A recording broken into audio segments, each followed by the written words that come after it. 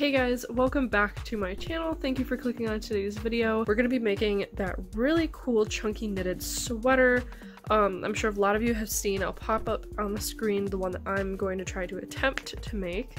And this morning I went to Michael's and I went to Joann Fabrics. None of them had the merino wool yarn that I needed. I didn't know what to do. I didn't want to result in burnout yarn because I wanted my sweater to still be functional. If I was going to attempt to make it, I didn't want it to be a waste of time.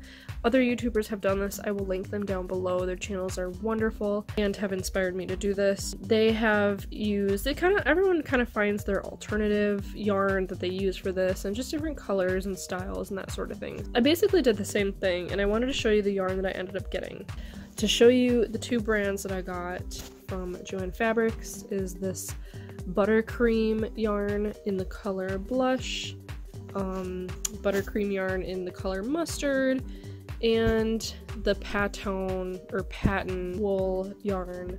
So that one was slightly different, but the material looked the same. And the one tip that I have for you guys is make sure that when you're out shopping for yarn for this project or any project, to prioritize the material first. If you find a yarn that will work well, but you only have one of the colors that you need, find a different yarn that's consistent with the other colors. This brand, when I was thinking of the buttercream, they didn't have the blue that I wanted. The blue yarn that I did end up picking out was similar in material to this. So that is it as far as the yarn goes. To give you a rundown, because we're not finger crocheting, because the yarn is a size 5 bulky yarn and not chunky like it should be, we're going to be crocheting. And the sweater is going to be similar in color scheme as the pictures and similar in material because it is wool, but it will not be big and chunky. I'm going to try to come up with a pattern that makes it look like that, but it's going to be fine yarn because the yarn is much thinner.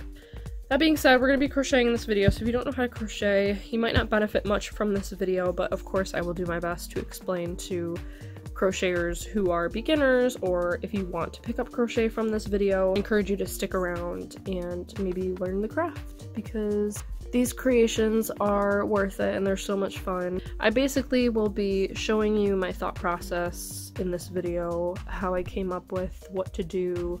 A lot of it is just previous knowledge of crocheting. I've been crocheting for years. A lot of it was my own touch, I guess, and my own ideas.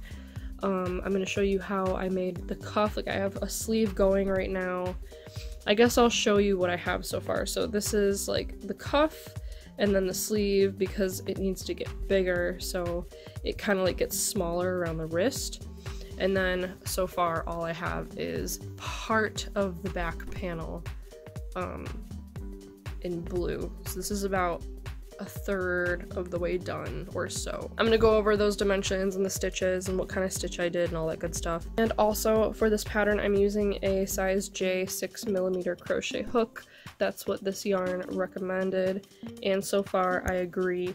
Sometimes I change up the hook size, but I do like the spacing out of the 6mm with this kind of yarn. As far as price goes, and who knows if I have to go back to the store and get a couple more skeins. I purposely bought an extra skein. There were only two yellows, but I bought 3 skeins in the pink and the blue because when you're doing a project, especially one that you've never done before and you're not sure what you're going to need, always buy slightly more than you think than less, so that if you end up, it's just better to have extra than not enough. So because of that, the total for the yarn, I think it was $39.99. Yeah, it's not too pricey. Before we jump into this video, and I'm sorry I've been rambling, I do need to give a shout out to a Instagrammer that sent me, because I like to do shout outs on my videos of your guys' creations because of my videos.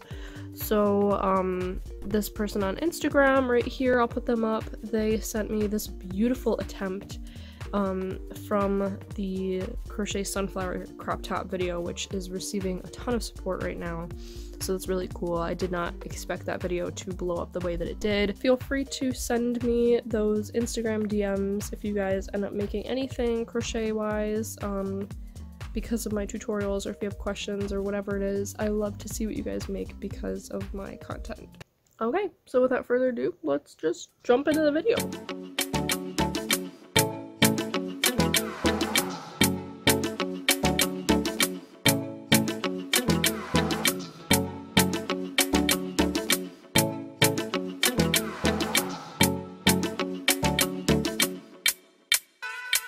I'm a crocheter, not a drawer, but I had to show you guys kind of this diagram that I was going off of, and something that I just decided to doodle for my own sake, but I wanted to share with you guys kind of what I'm working off of and that sort of thing. So as I said, we have 3 different colors we're working with. We got the blue, the mustard, and the blush. The pink represents the blush, the yellow is the mustard, and the blue is that blue teal yarn. So we have down here the back panel.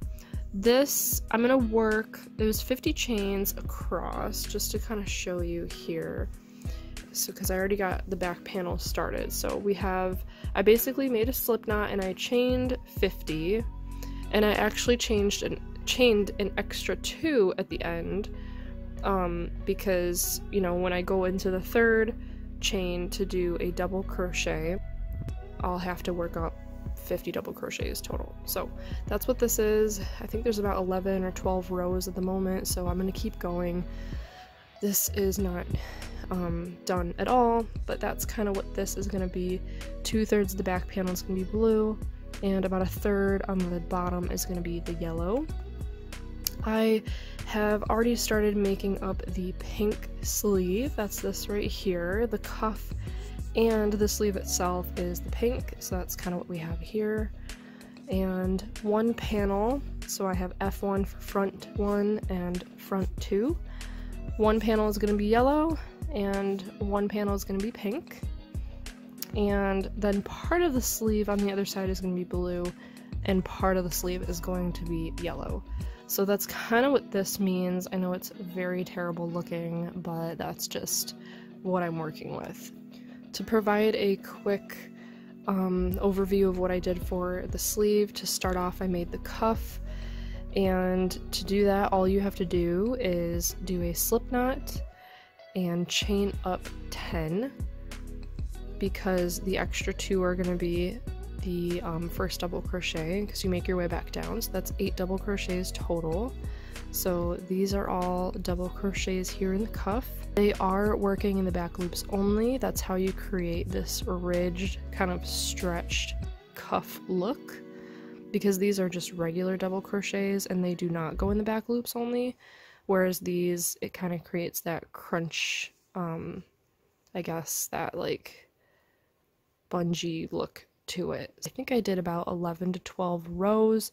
I connected it into one giant circle, and then I turned the work to start working in the round to expand out, because it comes at a point at the cuff. So here it's kind of like a flare, and basically just went into each stitch and did 2 double crochets in each to expand the rows and to add stitches going out. So yeah, and then basically just 1 double crochet in each row all the way until I have the sleeve that I want. For the pink sleeve, I'm just going to keep going until I reach the shoulder, and for this sleeve, which I haven't started yet, it'll be yellow, and then I'll switch to blue. Okay, here's an update.